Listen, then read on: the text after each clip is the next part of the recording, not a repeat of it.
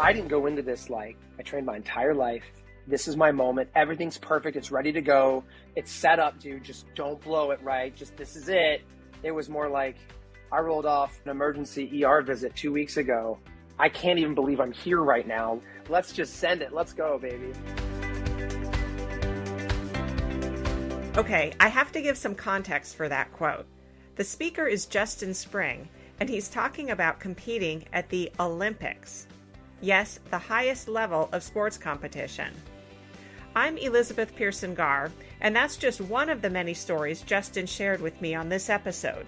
What it's like to win an Olympic medal. Justin won his when he was a member of the 2008 USA men's gymnastics team. He was also a national champion in college, and he's now a college gymnastics coach. He recently moved from coaching the men's team at the University of Illinois to assistant coaching the women's team at the University of Alabama. I'm just really grateful for you being here, Justin, and taking time to talk with me because I think you have such an interesting story and a great career. So thank you for your time. Thanks for inviting me. Appreciate it. I'm really impressed. I think anyone who did sports growing up or has kids who do sports knows the commitment and sacrifice and talent that it takes to succeed in sports. And for you to make it so far on the international level is just really impressive. And so I just want to commend you, and I'm kind of in awe of what you've achieved. Yeah, thanks. I appreciate the support. It's tough out here for the Olympic movement. I'd love to kind of go back in time to kind of meet little young Justin. Like, did you have your sights set on becoming a real superstar? Were you really competitive little guy and thought like, I want to achieve, or did everything just kind of build step by step?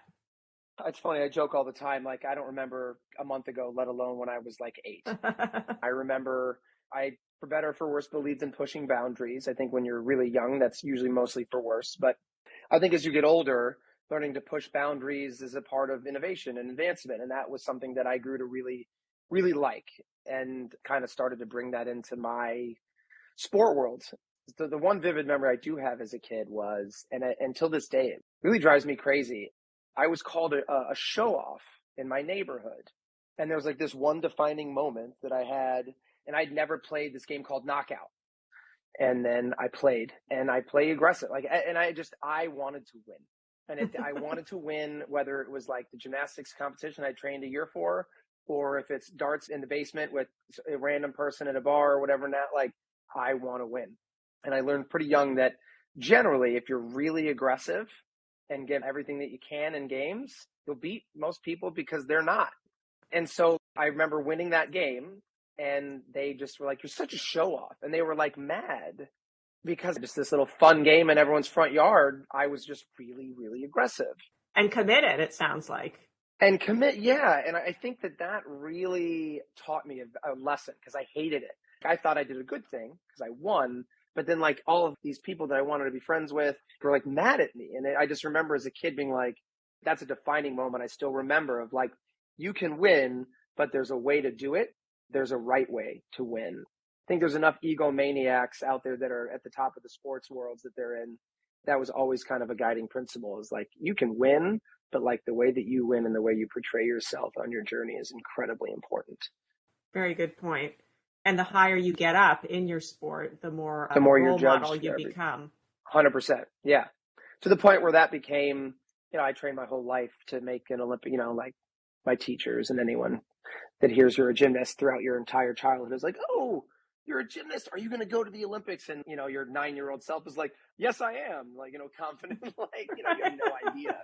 When I really started training for the Olympics, which I would say is probably like my sophomore year in college, what I would say is when I finally really conceptualized what that meant, what it took, and started to make commitments genuinely fully towards that goal, like as a mature adult, and still had a lot of growing to do at that time in my life. I had this vision of doing it, but like being the guy that was relatable and not an a-hole about it, for lack of a better way of putting it. I wanted to be the best, and do it is just the friendly guy next door. That was really important to me. And I think it dates back to how bad I felt from playing aggressive in backyard sports, to be honest with you. Yeah, that's so interesting. So growing up, you started gymnastics at a young age, and then did you play other sports also? I did. I played anything and everything around the neighborhood. Organized sports did soccer for a while, diving, swimming, and I think I did baseball for a while. But that was it. Gymnastics kind of took the forefront of every available spare minute I had in my life pretty early on. I'm sure anyone that does gymnastics knows that. Did you just realize because you were so good at it? I think sometimes people like what they're good at and they're good at what they like. It kind of meets in the middle. Is that what happened for you? Maybe, but I was pretty good at diving. I hated the cold water though. Uh, I think at some point the family had so much sweat equity into the gymnastics lessons that at some point that became what it was. But to be honest with you, I look at gymnastics now and I don't know why, because it's a cumbersome, really difficult sport. Like when you think about what it takes just to compete.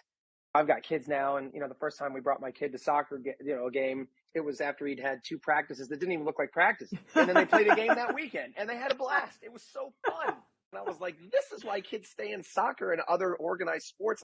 You know what it takes to be competitive in gymnastics? It usually takes about 3 years of commitment, 3 days a week, for like 2 hours a day, and then you might be ready to be the worst person in your first competition. 3 years into it, you're just like, all the background training is so intense. there's just so much. Yeah. And that's the behind the scenes, I don't think you really realize, because you can play a garbage basketball game right off the gate. You might be terrible, Sure. but you can play it. It's safe. Right. Whereas like the gymnastics foundation from strength and technique that has to develop before you can even think about going to your first meet, there's years. There's years in that. To me, I think that now is why a major barrier to entry for getting kids in gymnastics competitively. I think a lot of other forms have popped up to keep them in gymnastics playfully, recreationally, because I think everyone has been like, oh, I did gymnastics once. And then they asked you to be on the team and you were like, see ya. Yeah. I'm out of here. Well, I think also it kind of weeds itself out. I mean, for me and my kids, we're sort of long limbed, long legs, not, I mean, we can't do the overs, whatever, pull over. Certain kids are flipping over and doing, I think certain body types are much more suited to it. But as little kids, every kid is loving being in their little tot gymnastics classes. And then you get a little older and you can see those kids who are really suited to that sport. Yeah, and that was me. I was absolutely a very talented kid in gymnastics. I was the jerk that learned something in like 1 or 2 turns when the kid next to me had been working on that for months. And he was just like, dang it, Justin. So I had an innate talent for being a gymnast.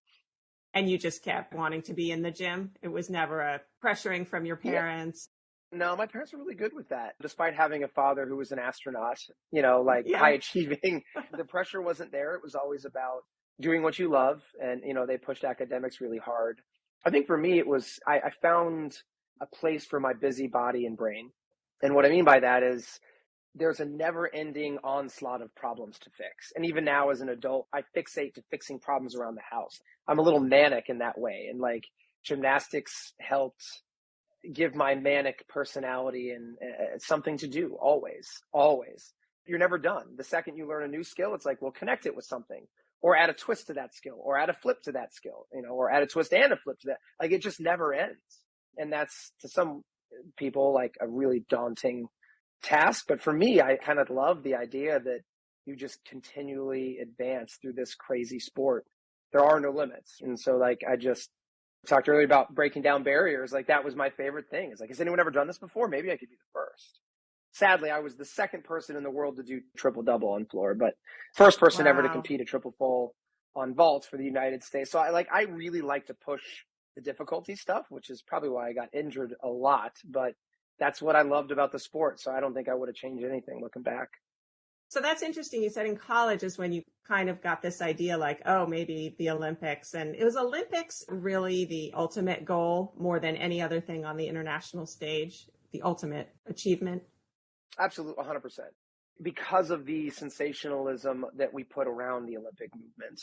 Funny enough, the World Championships that happen every other year that there's not an Olympics, the World Championships are far more competitive. Oh. In fact, many of the greatest athletes in the world are not present at the Olympic Games because he or she just had one bad routine at the Olympic qualifier because it's so selective because of how big it is. Right. Only so many teams qualify to the Olympic Games, whereas the World Championships, it's everyone. And so you've got that one event specialist that is like just a freak of nature on that event, and could be a world champion. He might have not been at the Olympic Games. Wow. But the Olympic Games, however, is the gold standard for greatness. There are world champions that barely get a news blurb about them. And then if you win the Olympic gold medal, there's a big buzz. But not even so anymore. Yeah. I don't know. Like, you get some media coverage, but it doesn't really change your life. I think that's where it gets tricky with Olympic movement sports, because if you're doing it to achieve this gold medal at the end of the road, hoping and thinking it'll change your life, you're going to be pretty disappointed. Yeah. For most of you. Yeah, you have to have some other drive because, first of all, it's such an elusive goal to even make the team, let alone win a medal, let alone a gold medal. And then what is that really going to do for you? I mean, we've heard a lot about Michael Phelps and everybody else that you can win it. And then there's a lot of depression that can set in and all that. It has to be a whole other internal motivation to want to succeed, not just to earn a medal. Well, at least it was a career for Phelps, right? There's tons of gold medal winners that go home. They have their little mini parade in their small town. They get the key to the city, or they do an appearance at the library. And then it's like, man, time to get on LinkedIn and find out what you're going to do for the rest of your life. Oh, and by the way, you're 33 now, and you just spent literally your entire life training for this thing, and you did it. You did it. You beat all the odds. You're the number one, right? And then that's it. And now that's what? It. And now what? It can be really hard. It can be, and I think there's a lot of books about this, or journals and studies, and like, it really blows their minds up because they have this thing but put on a pedestal, thinking it's going to set them up for life. And like, I did it. I won a medal for Team USA, and it makes for a good story. That's about it. But life goes on. Correct. So you had a really illustrious college career. I mean, you won NCAA championships. What was it like competing with your teammates? Yeah. Because they're your teammates, but they're also your competitors. That's more so with the Olympic movement. And honestly, that's why I loved college so much.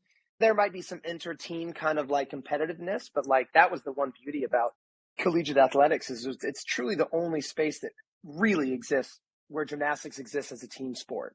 You're in the gym with your 15 to 20 other guys or women training for a common goal. And it's about putting up the best lineup spots in all the events to have the biggest team score. So you're competing for maybe lineup spots a little bit, but the more that you compete for those lineup spots, the better your team is. And for me, it was my favorite form to compete in, to include the Olympics. Competing at the Olympics was a nightmare. The pressure and the stage, you're never really ready for that epic moment. You spent your whole career is built up for this one competition. Yeah, a few minutes. And there you are. It was my first time. We were all Olympic rookies on that team, and that was heavy. 3 up, 3 count. NBC at that Olympics was like largest viewership in the history of the Olympic Games combined. Oh my gosh. And we're just like, oh, good to know. Wow. They let you know that ahead of time? Literally, as we're walking out into 3 up, 3 count team finals. That was a comment from one of the camera. I'll never forget he said that. I remember I turned around and looked at one of the guys, and I was like, well, that's good information right now. Terrible. But our team did a really good job at diffusing that nervous energy. But to finish your question about college athletics, the beauty of college athletics is for once you have a season. All of your meets until then has been all about like getting to the next one so that you can maybe make the national team. Whereas like college, it's about your record. The wins and losses every meet kind of matter, and there's some strategy there. And so I think it was fun to compete in that team setting, knowing that you're one routine. Even if you had a mistake, we're still in this because this is a team challenge. This is a team battle. I felt more at ease knowing that this was a team effort. Even though that most of my career, I had a lot of the team on my back being one of the better athletes, I still just felt more comfortable kind of diffusing that responsibility, like team effort here, people. I know shared burden. And ironically, some people, that is way harder for them. It crushes their mental game, knowing that I'm fine if I screw up because it just affects me. But if I screw up and now it hurts the team, that extra weight really. So it's funny, the same situation just flipped the other way, and it's really hard for others. Whereas I really thrived and loved that competitive environment. Did you have some of that mental training in college? Did that start at a younger age of someone helping you with the psychological training? It did. The sports psychology? Yeah, sports psychology. And there's so many plans and methods out there, but a lot of them are rooted in the same concepts. And a lot of it is you get out of it what you put into it. I always prided myself on being a good competitor. But at the same time, I was someone who, if this is going to give me a competitive edge, why wouldn't I try this? Not the same approach with steroids or something like that, but like training methodologies, right?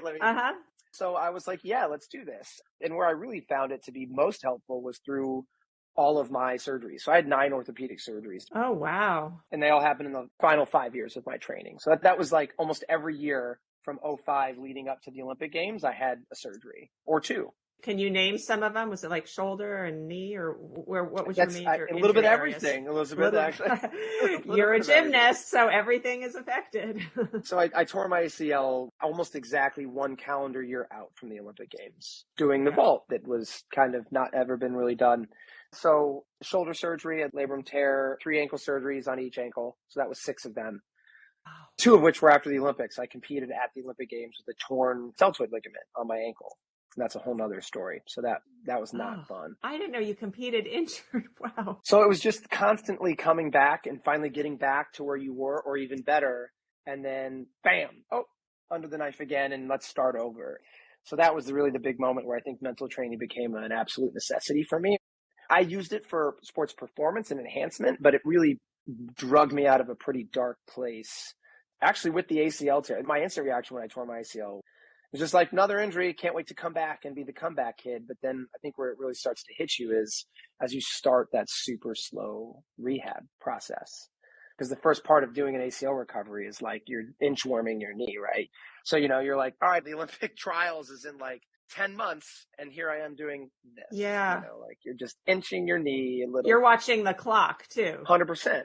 And I just come off my labrum surgery, which is a really long recovery for me, and then 2 ankle surgeries. Oh, wow. So it was like, just came back from those, back in shape. '07 was going to be the year I'm going to be like tune up, get ready for the Olympics, and show that I'm like going to be the guy for this Olympic team. And then bam, tear my ACL. So that was a really rough spot. And that's where I turned to kind of getting a mental training of honestly being psyched up for my rehab. So I had like a mental training program that I used to start my rehab for my knee. Going through the motions versus attacking your recovery plan makes a big difference on how fast you're able to come back. And so actually that worked tremendously well. I was able to kind of see myself at the Olympics and see where I wanted to be and tie that into how this is the first step of like 30 of my recovery process. And I would get psyched. I would just get super amped to do my rehab and like kind of felt like I was on this mission, like on my own little Rocky training montage that you've seen in every fighting movie in the history of fighting movies. I kind of became the hero of my own story. And this is me like starting my comeback. But the mental training put me in that space to be really excited about that rather than being like, I'm here again to do these stupid little motions that this person's making me go through. It's hard. And you why get a me? bad attitude. Yeah. So anytime you would get into the bad attitude, you would just flip your brain and say, nope, I'm the hero of my own story. And you start well, it started with, there was a program. I had like an 8-minute, I don't want to say meditation because it wasn't meditation. It was like you walk through your steps. A thought process. Mm-hmm. Yeah. I mean, that's a really great thing, especially for something like that, but almost for any part of our lives, any day that you're sort of letting your mind go down some path, seeing the negative in life, and you can kind of switch and see the positive stuff instead. Yours was incredibly dramatic and had major consequences at the end, but we could do that any time of life. Sometimes you need to pick up for anything in the day. Yeah. Yeah. I remember walking in, feeling on top of the world, ready to like just dominate my rehabilitation workouts. And that was really important because it's so easy to get lost there.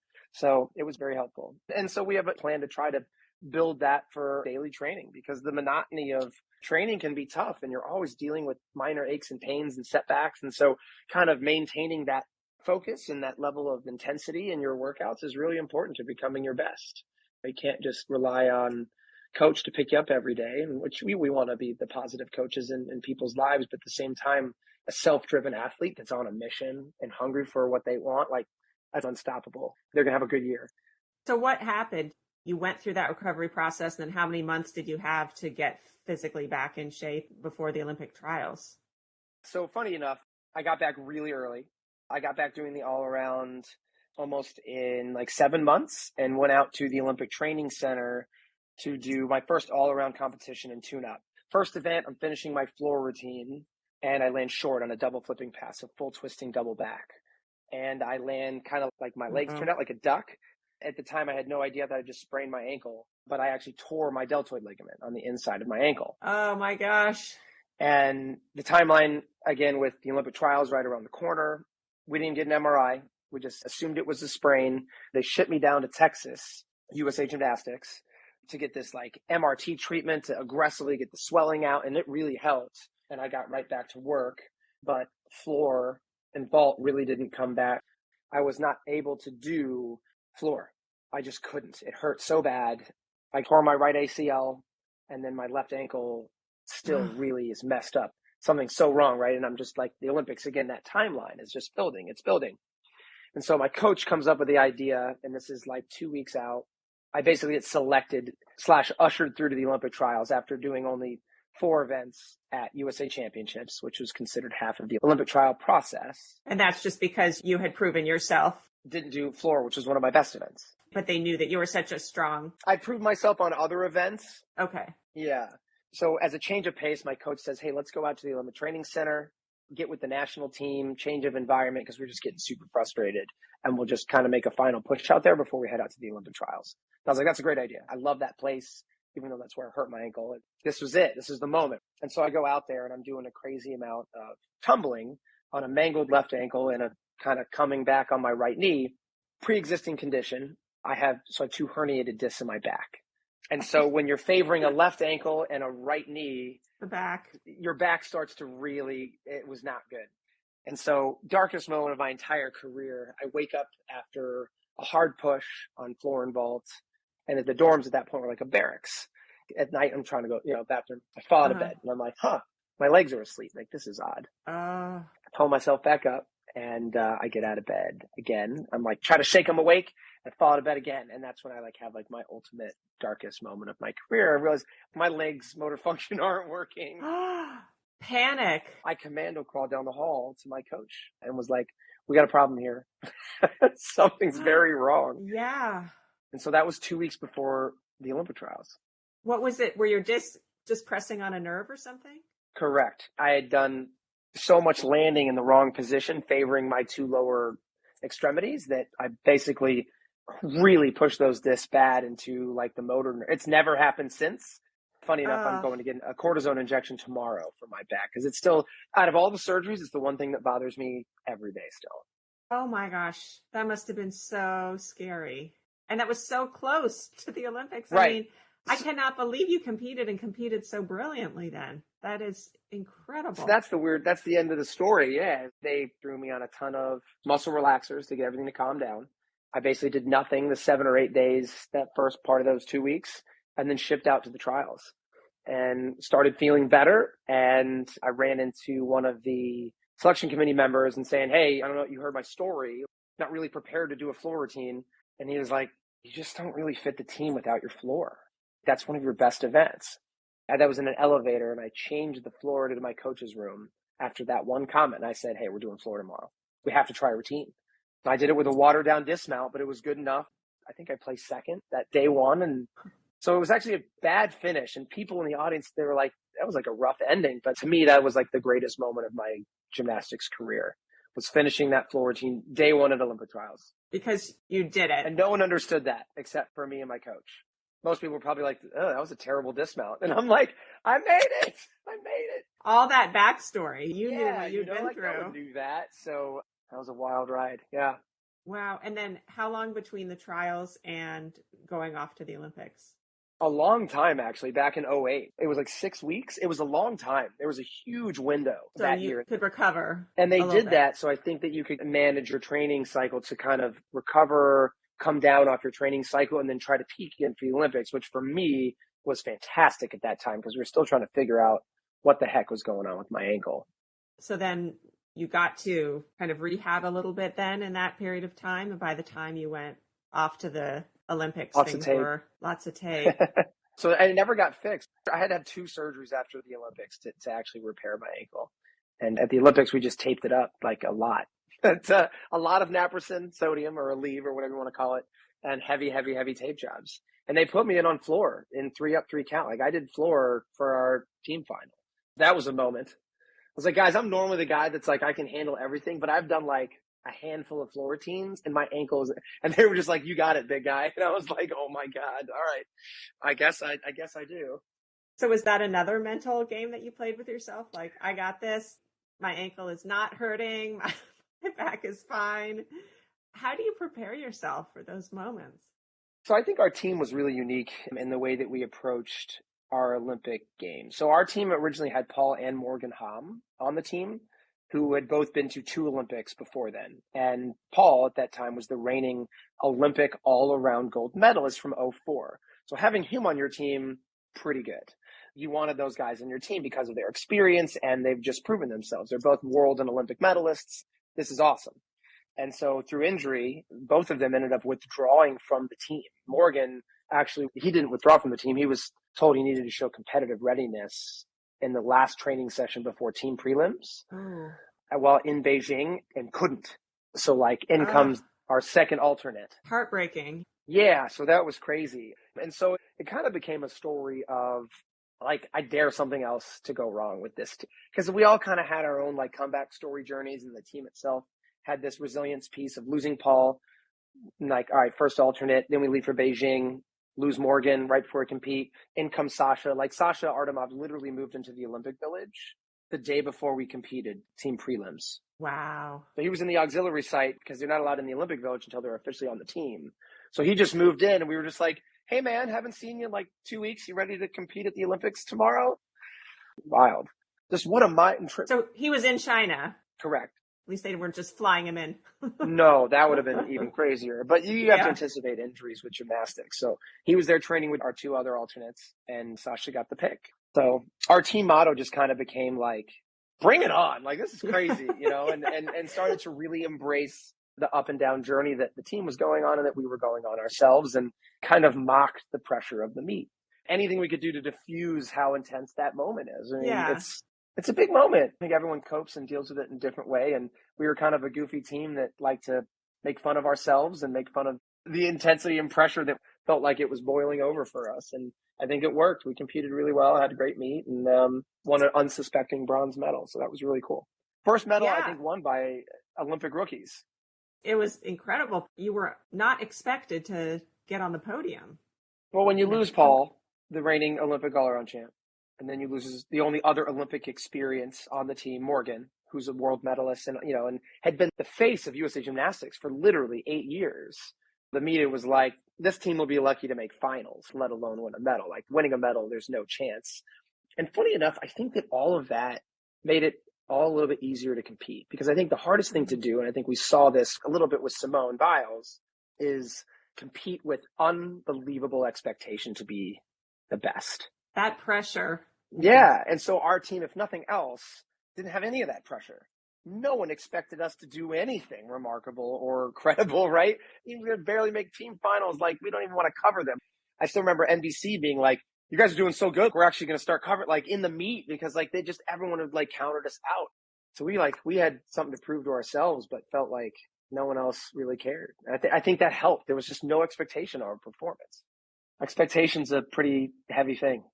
Yeah. Where you set the bar. You still want to set it high for you guys. I mean, literally the bar. I guess that's gymnastics talk. The metaphor. Very high bar. The literal bar. The literal high bar, yeah. You performed great there. I mean, I guess you just worked through all your injuries and you did so well. Do you remember how it felt to finish your various routines and to like stick a landing? And can you bottle that feeling? I had one of the better meets of my career at the Olympic trials and honestly at the Olympics. But again, I think it came down to, I didn't go into this like, I trained my entire life. This is my moment. Everything's perfect. It's ready to go. It's set up, dude. Just don't blow it. Just, this is it. It was more like, I rolled off an emergency ER visit 2 weeks ago. I can't even believe I'm here right now. Like, let's just see what happens. Like, let's just send it. Let's go, baby. That's a very different attitude to have at the Olympic trials. Because again, like, so many people put their entire lives to converge in this competition to make this Olympic team. And whether it's expectation from their families and coaches and their communities or on themselves, I was just like, man, I'm just happy I'm not on bed rest like I was 10 days ago. So like, I felt like, again, like I had nothing to lose, and probably had back-to-back two of the best meets I've had my entire life at the Olympic trials because of that. It's a weird, like, blessing in disguise, you know? You don't want to get injured, but in a way it did kind of reset things for you. Yeah. It's funny. You see that happen in athletes now. And as a coach for the last 15 years, you see a lot of athletes do that. Every time you get to postseason, everyone all of a sudden has just like this thing that's kind of bothering them. Like, hey, coach, just want to let you know, like, shoulder's been really acting up today. Really? Like, you've never had a shoulder issue in your entire life, like, it's like, yeah, but like, I'm good. I just kind of like, I'll work through, like, we're good. And it's almost just kind of that, like, get out of jail, like, just in case I mess up, there's a reason. It's the bum shoulder. Yeah. And like, I get that. It's their way of trying to like diffuse that, like, I know I'm expected to hit and be perfect. And I've got one chance and one chance only to do it for us and the team. That's a lot of pressure, but like, man, if I mess up and then it's not my fault because I was hurting, that would be better than if I just messed up because I messed up. And so you see that a lot. And I get it because it's intense. You get one chance only to do this incredibly difficult thing. And it's supposed to be perfect. Like, man, that's brutal. Yeah. And you're literally getting judged. Mm-hmm. I mean, they're literally judges giving you numbers about how perfect or how imperfect you are being from the perfect mark. Correct. So. And you live that day in, day out, basically from your coach, like telling you where your deductions are. You have to be very mindful of that because coaching can become very negative in a judge sport like that, where your job is to highlight the areas we need to fix. And to do that, you need to know where the deductions are. And so it kind of lends itself to always identifying your faults, failures, and problem areas. That is not a positive environment to exist in. And so you need to find ways to be a better, more positive coach and to still work on all the things that need to be worked on. So it's a challenge. Olympic sports are tough. Gymnastics specifically is very challenging in that way. I wanted to ask a little bit about the Olympic experience when you were there. I assume before your events, was it kind of intense just living in the Olympic Village and all that? And then afterwards, was it sort of fun? I think you'd get a very different answer if you ask a men's gymnast versus a women's gymnast, first of all, at least certainly back then.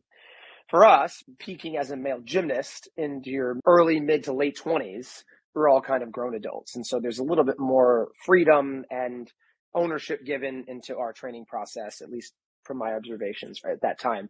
And so when we got there, it was a blast, honestly. We had our training, and then rather than sitting in the gym or the Olympic Village and going stir crazy, we went out. We were at the silk market. We all went bartered for custom made suits and shirts. And like, we were enjoying ourselves, because the last thing you want to do is just sit and stare at a blank wall and be like, okay, 14 hours and 13 minutes until I have to perform at the Olympic. Like that's not great. That's not healthy. Yeah. So we did a lot of things together. And actually our team is still incredibly close.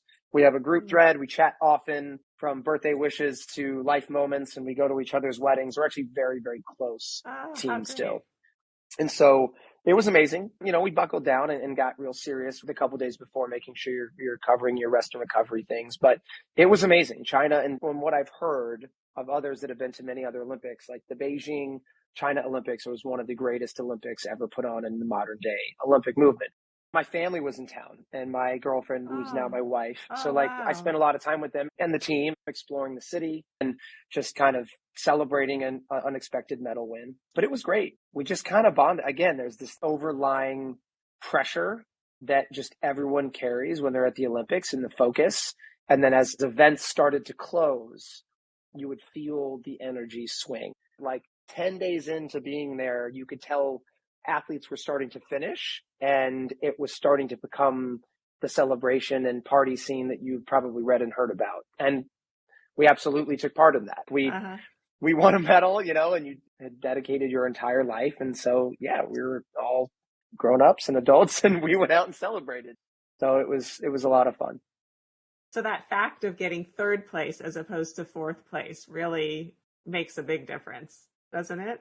It seems like as viewers, that's what we're getting. You got on the podium. That's incredible. But I just sometimes think about, for the athletes, like, it's just so great to be there. It's so impressive if you get fourth, if you get 10th, I think it's all pretty great. But I wonder if you got that many more accolades, is it that much more satisfying that you actually but the country we live in, the United States. Yeah, I sure do. The first question is, you were in the Olympics? Did you win a gold medal? I actually can't even tell you how many times I've been introduced in speaking engagements. 2008 Olympic gold medalist Justin Spring, and I'll walk out on the stage, and the first thing I have to do, which is not what you want to do when you're starting a speaking, is tear down your own introduction. You're like, well, as much as I want to let that go, I am not a gold medalist. It is a bronze medal. If you hold It's it in the light just close right, to it gold. looks gold, but it only got third place. Like, sorry. But anyway, on to my speaking engagement, Only. so yeah. And I'm totally fine with that, right? Again, I think because I was just happy to be there. And so like Yeah. getting third was icing on the cake and then some for us, especially with our team's journey of losing Paul and Morgan. And there's only been 3 medaling teams in men's Olympic U.S. history. Wow. You have the gold medal team from 84. Yep. You have the silver team from 04. And then you have the bronze team from 08. That's it. We're not like the women who've won like every year. Yeah, yeah. So I'm curious about that. I'd kind of like to go a little bit into your coaching career too, because I know that you started coaching men's gymnastics and now you're coaching women's college gymnastics. Big So change just happened. I'm curious about kind of the state of men's gymnastics in the US, or maybe it's worldwide. And is women's gymnastics just so much more popular than men's? Or can you speak a little bit to that? Can speak a lot to that. Yeah. Worldwide, I think it's fairly unchanged. I think what's happening in the United States is you're seeing the NCAA model have a complete paradigm shift. College athletics 40, 50 years ago, they were all intramural sports. Money wasn't tied into this whole thing. And now that's like a laughable statement because college athletics is big, big, big business. And unlike in professional sports, when you have recruiting tethered to becoming and staying the best, which you have to do if you want to pack your stands and remain a winning championship team in the sports that matter, which is football and basketball, you have to invest insane amounts of money, time, energy, and money into those sports. And recruiting is a big piece of that, making sure you continue to get the best players so that you continue to win, so you continue to be the best and drive fan engagement, TV contracts that keep this whole thing afloat. And so as that has happened, that in combination with Title IX saying that the money that you spend on women must be comparable and equal to what you spend on the men. And so as the money spent on men has gone absolutely through the roof on the sports that drive the whole industry, you have to spend equivalent amount on dollars and opportunities for women's sports. Great intent. It's done incredible things for women athletes from essentially being non-existent in the 60s and 70s to now it's a vibrant industry. And that's awesome. The opportunities are great, but the repercussions, the unintended consequences of Title IX is that it has decimated men's Olympic sports in college. And men's gym is currently hanging on by a thread with 14 programs left. 14 nationwide? In college. I had no idea it was so paltry. That's it. Are you talking D1? No, that's all of them. We can dial back spending on football or basketball, or if we want to spend more there, then we can add a women's sport, or we could do what we want with basketball and football and put them in the right position, and we can just cut a men's sport. That's exactly what many programs did. So it's not good. And the problem with that is they're all Olympic drivers.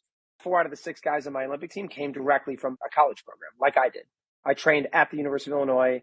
The reason I made the Olympics was because of the University of Illinois and my training environment there, my coaching and support from there. And so that's why it's not good. So it's pretty much the entire pipeline is going to dry up.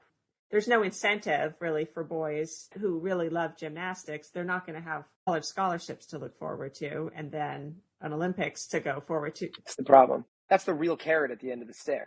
Just that chance to compete in college is so many athletes desire and goal and dream. The Olympics is 5 spots every 4 years. Like that's crazy for most people, but making a college team is not. That's very attainable, or it has been. And it's absolutely getting almost impossible now. So that's why I say internationally, it hasn't changed much because we're the only place whose Olympic driver model has been completely intertwined with NCAA collegiate model. So this explains what you were saying, the difference in the Olympics, the USA men's versus USA women's. I mean, no wonder we haven't had any medalists since 2008. It's just drying up. I think that's a big piece. And as that's drying up, you've got other countries. And I think there's another thing to the Olympic movement that people don't realize is that almost every Olympic athlete is a volunteer. Unless you are a Michael Phelps after 2008 and you're training for 12, you don't get paid to do this. Like I had a full-time job. I was the assistant coach at the University of Illinois, and my side hustle was training to be one of the best in the world at one of the hardest sports in the world and make an Olympic team. That is the story for almost every Olympic athlete out there. They're living in their parents' basements. The local car shop is giving them a $10,000 training stipend. Like, the gyms are just cutting them some slack. They're not charging them to train there because they bring some prestige. But like, most people don't make any money with this, and they put their entire lives on hold to train to help win Team America a couple medals. We're a team of volunteers, straight up, except for the elite 1 to 2% that are multiple time Olympic gold medal winners in the right sport. The marquee sports that get a lot of notice. Like, Paul Hamm was an Olympic gold medalist, and he didn't get that same kind of Simone Biles attention, no, or any of those girls. I know so many names from all the past Olympics. Carrie Strug and the women all around. They become like America's sweetheart. Ever since Mary Lou Retton. That's right. Yeah, exactly. So yeah, It's interesting what gains popularity and support and can be pushed into a career and what can't. I mean, I guess in some ways, I leveraged my Olympic journey into a career. I had 2 years of assistant coaching experience under my belt, and they gave me the head coaching position at the University of Illinois. Coaching seems like an awesome place to land. Has that been super fulfilling for you? It is, and specifically college coaching. Yes. To be honest with you, that might be the most life-changing thing that ever happened to me because I made the Olympics. I said my whole life I wanted to be a teacher, and then found out that coaching is essentially teaching with a better salary and uses my technical niche. Don't get me started on that. We should triple our teachers' salaries. I'm sure you had a lot of influential coaches through your years, and did some of them in good and bad ways. Oh, yeah. And I think you learn and develop your coaching style like that. One of the first things I learned was, I think I'm just very self-aware and good at picking up other people's energy or contentment. And like, I think that's a big part of knowing when and how to push someone is such a huge piece of being a good coach. Great athletes need to be pushed in the right ways to become their best, but you can break someone by pushing someone at the wrong time or too aggressively. And I think that's where you get into coaching is abusive. And so like, knowing how to make someone their best and knowing how to push someone the right way, I think is so much of what coaching entails. And very little of that has anything to do with the technical law of the sport. It's about being able to read people and understand what they want and listening to them, and then using what they tell you about what they want in this process and getting to know them, and then knowing how to get them to become their best. So that was the first lesson I learned, was using myself as an example. And one of my guys was like, yeah, I know that you can do that really easy, but that doesn't really help me. And instead of being like, well, I was just, showing you as a visual example, it was like, that was a profound statement right there. Like, yeah, that was worthless for you. And probably just made him feel terrible that his old retired coach can get up and do that. Probably made him feel this big. Like, he doesn't need that. And so, boom, lesson number one, early coach, like, don't ever use myself as an example, because his journey, his experience, his struggle is not mine, and probably doesn't see it as, even if it felt identical, he probably doesn't feel like it's identical. He or she, I should say. They're all going through their own experiences. And so you need to meet them where they're at, which is kind of a big thing that we say a lot now. Are there differences now, coaching men and coaching women? Nope, it's identical. I'm just kidding. Of course, there's unbelievable differences, but not as profound. I was very, very nervous in making this shift. I was tremendously nervous. Every time I'd ever walked into a gym as a coach, I'd known every athlete very, very, very well, because I came from the team that I started coaching in and worked up through the ranks. So like, that alone of just making the shift, of walking into a gym of 18 complete strangers that I've never met before, kind of freaked me out. And now I'm supposed to be their coach, but it was also 18 women. And I have never coached a woman athlete in my entire life. And really, honestly, it was a little bit of how I process emotion, I think, has been a little different. Men generally, and I don't want to stereotype 100%, but like, men generally get their frustration out by banging their head against something or hitting something or an inappropriate exclamatory remark at the top of their lungs. Whereas I found women kind of get it out sometimes through just kind of overwhelming, little bit of tears. But then everyone re-engages the same way. This team that I'm working with now is unbelievably resilient, incredibly hardworking, very coachable. I've only been here for 2 months, and I feel like I'm actually exactly where maybe I'm supposed to be all of my life. I'm trying to figure out why. I leave practices feeling more fulfilled, and I don't know that it's the sport, the gender, this team versus my team. I don't think I have enough experience, but I I'm leaving feeling more like I'm making a bigger difference.